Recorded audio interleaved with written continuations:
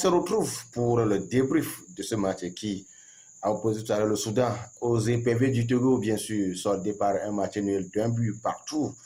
Le coin disent que c'est du regret, je confirme aussi ces regrets, frustrations de côté de tous ceux-là qui ont encore espéré voir ce Togo qui était sur une série de 3 matchs sans défaite, c'est une série de victoires. Donc on espérait que cette série soit continuelle aujourd'hui, mais dommage qu'on est encore revenu sur cette histoire de match nul dans l'entame d'une éliminatoire, dans l'entame d'une compétition qui ne nous arrange pas finalement, surtout quand on sait qu'en deuxième journée, c'est le Sénégal qui nous attend. Alors, de quoi ils diront que ça serait vraiment très important, très bien même d'ailleurs, que le Togo enregistre ses 3 premiers points aujourd'hui. Mais hélas, ce n'est pas une chose faite. Alors, les éperviers du Togo qui avaient cette envie-là aussi, hein, quand on les voit sur le terrain, quand on voit également le système mis en place, on sent on constate déjà que Paulo Duarte et ses bandes veulent également s'inscrire dans la logique de victoire. Quand on voit le système, sur le papier, on a un système de 3-5-2. Vous voyez, ça prouve déjà que nous avons une équipe très offensive. Quand je vois une équipe composée en première partie de Khaled Naré, de Ilas Bebou, de Kevin Dinké, de Plaka Fessou-Memé, je dirais même que le Togo avait démarré ce match avec un système de 4 attaquants. Et je dis, mais il va falloir rapporter les 3 points. Mais le problème, c'est que on a également été trop patient par rapport à cette équipe. On n'a pas profité des occasions, puisque le Togo s'est créé des occasions vraiment énormes qu'on a pu s'y tirer. On a également ce problème de la défense toujours. Certes, j'avais également soulevé le côté gardien aussi, mais il faut aussi rappeler que Steve Messan, au fur du temps, le gars aussi évolue, il s'installe très bien dans la durée. Il a fait quelques arrêts, il a fait quelques sorties aujourd'hui qu'il faut quand même apprécier. Mais c'est au niveau de la défense, il y a toujours problème. La défense à 3, c'est aujourd'hui avec l'emblématique Jenny Dakonam. Je ne sais pas qui toujours dans les matchs des éperviers commet quelques bévues. Certes, il a été également très important dans ce match, mais vu son expérience, je crois qu'il il allait mieux faire, si on peut le dire ainsi, il allait mieux faire. Mais certes, le Togo qui avait déjà causé ce pénalty, un pénalty également discutable, mais l'arbitrage aussi a pointé du doigt. Sinon, en première partie, l'arbitrage était complètement à la rude, mais Dieu merci, le pénalty qui nous a vraiment coûté cher et qui a été transformé.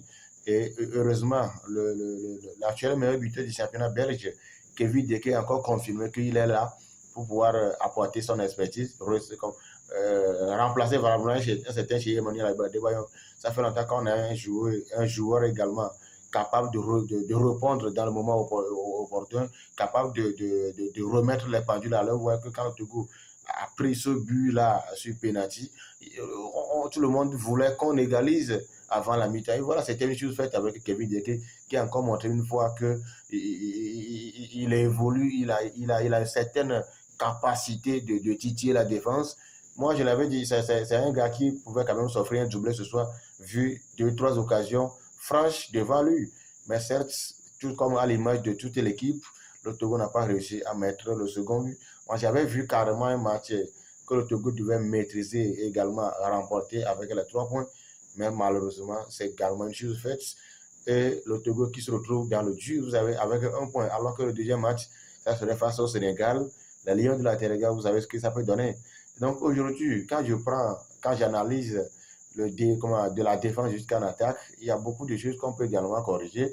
Et je me demande, Tchakaï Maroufou également pouvait quand même rentrer dans ce match très tôt, vu qu'on n'avait pas tellement misé sur le milieu. Tous ceux qu'on a utilisé au milieu du terrain aujourd'hui, c'est des gens qui sont vraiment qui ont vraiment l'envie d'aller plutôt marquer. C'est des attaquants reconvertis qui ont dépanné. Mais quand je vois un certain Plaka Fessou-Memé qui a dézonné, qui a reculé pour pouvoir également apporter son expertise, pour apporter son apport au milieu du terrain, je crois que face au Sénégal, il va falloir que Paulo Duarte revoie un peu le système. Surtout aussi, le fait de laisser Fodo là-bas sur le banc, bon, je ne sais pas le pourquoi, peut-être que quand on sait qu'on a Sénégal devant nous le mardi, bon, c'est au coach d'analyse, puisque à l'heure actuelle, Foto là-bas en germe. Actuellement, c'est lui le meilleur buteur de la Champions League asiatique devant Cristiano Ronaldo, Sadio Mané. Donc aujourd'hui, si on le laisse sur le banc et voilà, même il rentre tardivement à 80e minute, je crois que le coach avait un système en place, hein, sinon le gars pouvait quand même rentrer et apporter sa pierre à l'édifice. Le monsieur Koufran Tchakaï Marouf, j'en parle toujours, ce monsieur qui, quand il rentre, la Koufran qui tirait, ça crée toujours des dangers. Donc, il va falloir que Paulo Duarte comprenne que c'est son point fort à lui également. C'est son point fort à lui. Dans chaque équipe, chacun a son charisme, chacun à un moment donné un don. Et donc, sur les coups francs, je crois que si on va même le laisser le banc, il va falloir qu'il rentre un peu plus tôt et également pour nous permettre de profiter de ces coups francs. Également, l'homme de match de cette rencontre aujourd'hui, j'avais encore souligné le Lukaku togolais, le Luka Modric plutôt togolais, le jeune Karim Diarman qui a encore montré une fois également qu'il il est un élément très important. On a vu dans son championnat, il a été sacré 3 fois joueur du mois dans son équipe. Et il a encore prouvé aujourd'hui qu'il a du jus dans son citron. Quand je prends également Caleb Naré, aussi qui a fait quelques prestations impressionnantes vu sa première convocation dans l'équipe du Togo. Lui aussi, il a fait du bon boulot. Dommage qu'on n'a pas vu un but de son côté. Kevin, dès que je l'avais dit, lui, il avait la possibilité de s'offrir un doublé.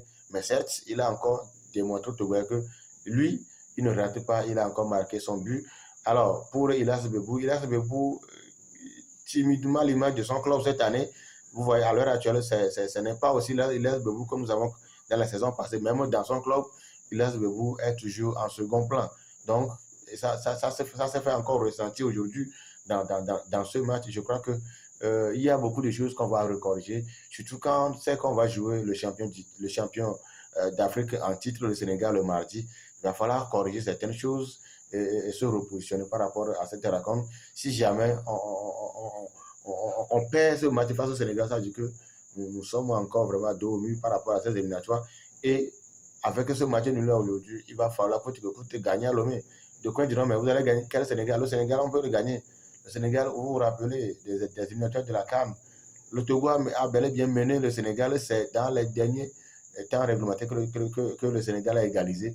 Donc, si le Togo s'appliquait, le Togo pouvait quand même déranger cette équipe du Sénégal aussi. Mais notre plus grand problème reste la défense. Cette défense va encore une fois souffrir, surtout face à cette attaque composée de Sadio Mané, Ismaïla Sarr, tout ça, et ça consort. Le Togo va encore souffrir. Mais on garde espoir. L'impossible toujours n'est pas togolais. Et on souhaite bonne chance pour les éperviers. La suite est encore longue et donc ne soyons pas découragés.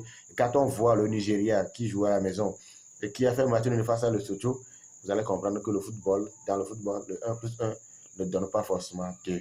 Alors le rendez-vous est pris le mardi au stade de Kébé. Nous sommes ensemble pour pouvoir analyser en direct même ce match qui va opposer le Togo au Sénégal.